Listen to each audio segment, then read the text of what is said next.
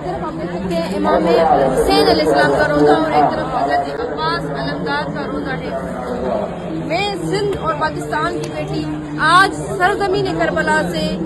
وقت کے ظالموں کو، وقت کے یزیدوں کو یہ پیغام دینا چاہتی ہوں کہ ہم وہ لوگ ہیں کہ جو اس زمین سے جنہوں نے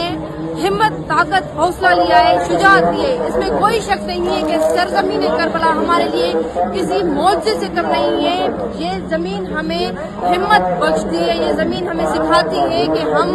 ظالم کے سامنے جھکنے والے لوگ نہیں ہیں۔ آج میں یہ اپنا کفن کربلا سے خرید کے جا رہی ہوں۔ یہاں پہ بے شک جو بھی غیر امام حسین علیہ السلام آتے ہیں وہ اپنے لیے کفن خرید کر جاتے ہیں، کیونکہ وہ یہاں سے میں کھڑی ہو کر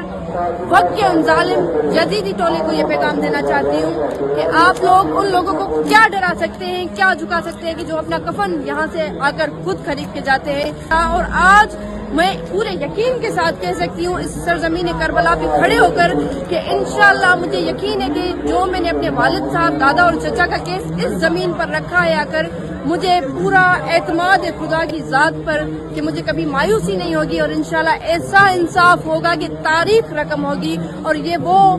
جو ہے در ہے جہاں سے کوئی خالی نہیں لوٹتا۔ میں آج بھی ان قاتلوں، ظالموں، وقت کے یزیدوں کو بتانا چاہتی ہوں کہ آپ لوگ ہمارے حوصلوں کو شکست نہیں دے سکتے، کیونکہ یہ حوصلہ ہمیں کربلا سے ملا ہے۔